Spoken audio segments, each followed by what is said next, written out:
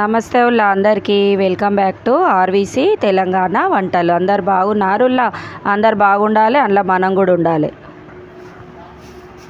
Hi అండి, నేనైతే ఈరోజు పచ్చి రొయ్యల బిర్యానీ అయితే చూపిస్తున్నా. ముందు ఈ బాస్మతి బియ్యం అన్ని ఒకసారి అయితే ఏరుకోవాలి ఫ్రెండ్స్ మనము దానికోసం. ఎందుకంటే ఇలా స్టాప్లర్ పిన్స్ రాళ్ళు అవి ఉంటాయి కదా, సో నీట్గా ఏరుకున్నాక కడిగేసుకుందాం. చూడండి, మంచిగా ఏరుకున్న బియ్యము 3 గిలాసులు అయితే తీసుకున్నా. 2 సార్లు కడిగి ఇక మూడోసారి వేసారి అయితే పోసి పక్కన పెడుతున్నా. ఫస్ట్ బియ్యం నానాలన్నమాట. చూడండి మసాలాలు ఏం పడుతున్నాయో: కారం, ఉప్పు, పసుపు, అల్లం ఎల్లిగడ్డ. ఫ్రెండ్స్, నేను చూపించిన విధంగానే ఇట్లనే పెట్టుకోండి. ధనియాల పొడి, టమాటా, కొంచెం పుదీనా, బిర్యానీ ఆకు, చెక్క, షాజీరా.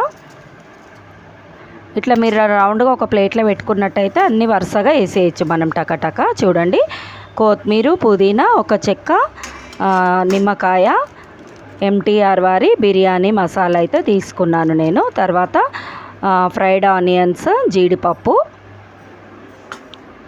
1 కప్పు శుభ్రంగా కడుక్కున్న పచ్చి రొయ్యలు అయితే తీసుకున్నాను ఫ్రెండ్స్.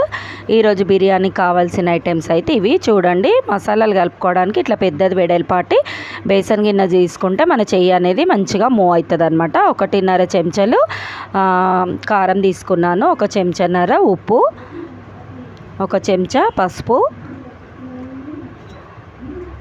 చాలా సింపుల్ ఫ్రెండ్స్, అసలు టేస్టీ కూడా అదిరిపోతుంది అనమాట. 1 చెంచా అల్లం ఎల్లిగడ్డ,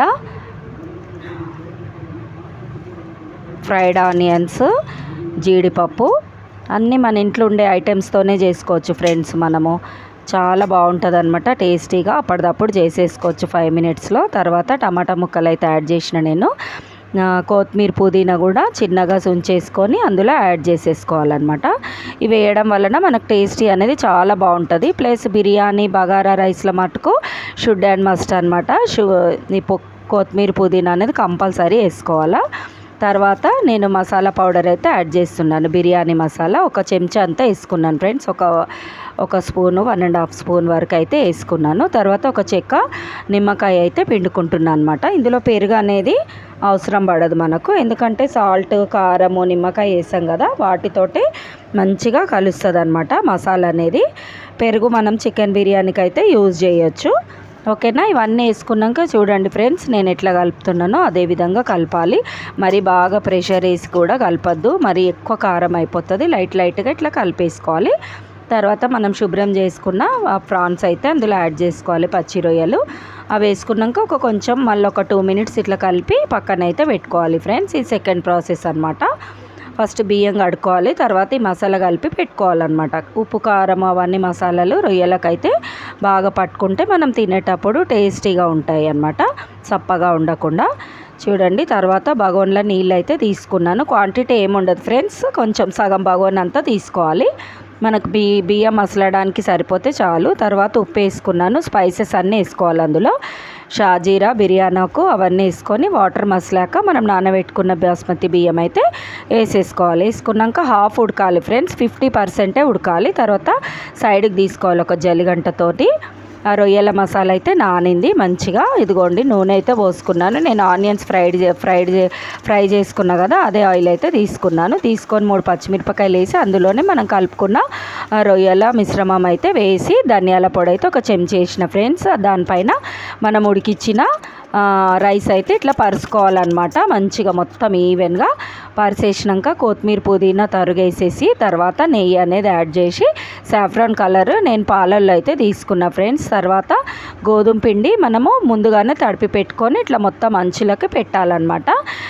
పచ్చి రొయ్యల దమ్ బిర్యానీ అంటారు దీన్ని. ఓకేనా? దమ్ అయితే బయటికి అస్సలు పోవద్దు. ఒక 5 మినిట్స్ అయితే చాలు, మనకు అప్పుడే తెలుస్తుంది పిండి అనేది ఆరిపోతుంది చివర్లు. చూడండి, తర్వాత నేను పిండి అయితే మొత్తం తీసేస్తున్నా ఫ్రెండ్స్.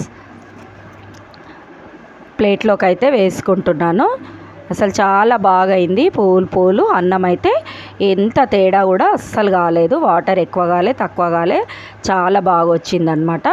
మీరు కూడా ఇలా ట్రై చేయండి. ఇట్లా మనకి డేక్షలు కొట్టినప్పుడు సౌండ్ వస్తుంది ఫ్రెండ్స్, టకా టకా టకా అని. అప్పుడు మనకు మంచి కుదిరినట్టు అర్థం అనమాట. చూడండి మీరు కూడా ఎలా వచ్చిందో.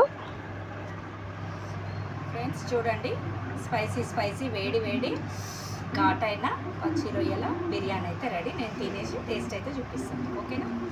చూడండి, ఏం తేడా కాలేదు అసలు. బియ్యం కూడా మంచిగా ఉడికినాయి, అసలు వాటర్ కూడా ఎక్కువ కాలేదు.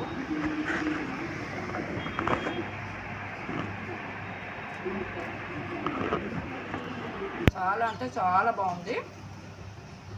మీరు కూడా ట్రై చేసి ఎలా వచ్చిందో కామెంట్ సెక్షన్లో అయితే చెప్పండి. టేస్ట్ అయితే సూపర్ అంటే సూపర్ ఫ్రెండ్స్, మంచిగా ఉంది. చాలా కొద్ది తినబుద్ధి అవుతుంది, ఆపబుద్ధి అవుతుంది అస్సలు. అది కాక గమనించండి ఫ్రెండ్స్, స్పైసెస్ నేను రొయ్యలు కలిపినప్పుడు వేయలేదు. మనం అట్లా వేయద్దు అనమాట, ఎందుకంటే స్పైసెస్ వేసి అవన్నీ పిసికినాం అనుకోండి, ఘాట్ అనేది చాలా కొంత మంటలేసి తినలేము అసలు. పిల్లలు కూడా తినరు. నేను వాటర్ బాయిల్ చేసినప్పుడు వేసిన చూసిరా, అవే స్పైసెస్ కాకుండా బిర్యానీ పౌడర్ ఒక్కటే యాడ్ చేసిన నేను. అసలు స్పైసీ అయితే మంచిగా ఉంది, సమానంగా చాలా బాగుంది. మీరు కూడా ట్రై చేసి ఎలా వచ్చిందో అయితే కామెంట్ సెక్షన్లో చెప్పండి. ఇలాంటి మరిన్ని మంచి మంచి వంటల కోసము ఛానల్ అయితే సబ్స్క్రైబ్ చేసుకోండి. బాయ్.